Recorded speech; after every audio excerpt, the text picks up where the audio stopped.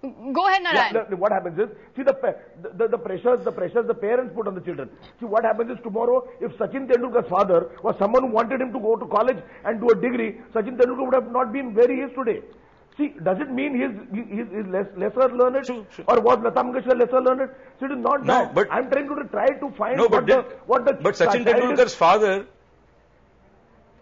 Go ahead. Yeah. Sachin Tendulkar's father and Master Achrekar did encourage sadhana. There was reverence to the education that Sachin Tendulkar got. Exactly. I'm not talking about the degree. I'm talking about discarding tradition.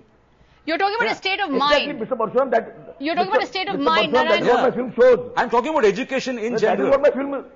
Yeah. Exactly, that is what my film is. Okay, let me get in Shashank, Vira. I think. Yeah. Sure. When you see the film, you'll realize that is what I'm trying to say. Okay, let me get in Shashank Vira here. Shashank, I think what Mahesh Manjrekar and Narayan are disagreeing on is that Mahesh Manjrekar is saying we need to change the education system, but Narayan is saying we need to do it from a positive mindset. We can't do it of, slash and burn and destroy. We need to engage with the system and have an attitude of reverence. That's not my film. That's not my film. Well, there's a lot to actually. My film says to find out. There's a lot in the education system which is good. And I think we need to hold that as well. But let's look at the reality of the situation. Why do people go into higher education? I'm not talking about the wider body of education and life learning and all that kind of thing, but just higher education, colleges, universities. Some people go for the learning. Some people go for the rubber stamp. Some people go for a network, building a peer group, finding friends. Some people go because their parents want them to go. Now, which system delivers to whom? You've got a syllabus, you've got a curriculum which delivers to the people who want to learn. You've got the pedigree of the IITs that delivers to the people who want a rubber stamp. Mm-hmm.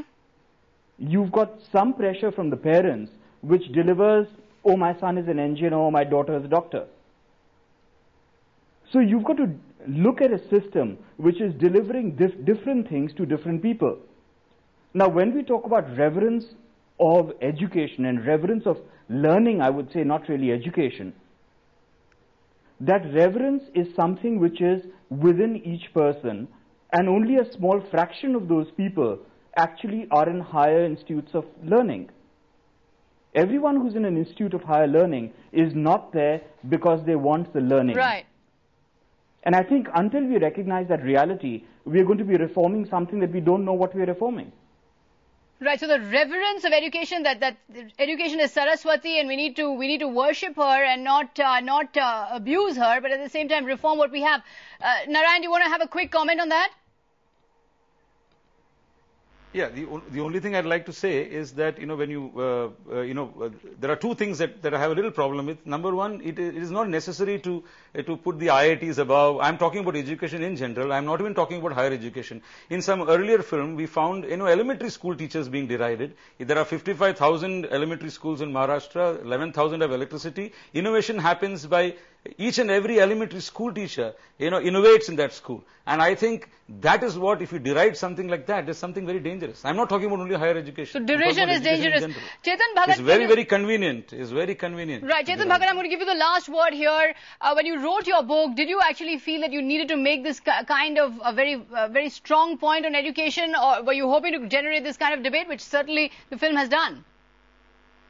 Well, I mean, I didn't expect it to this extent, but I'll since you've given me the closing thing, I think I'll try to put a hybrid of these two arguments. I think it's definitely some things need to be changed. It's very clear, we have, we don't encourage innovation. Look at our software sector. We have companies like Infosys and all these other companies which send people abroad as contract labor or whatever.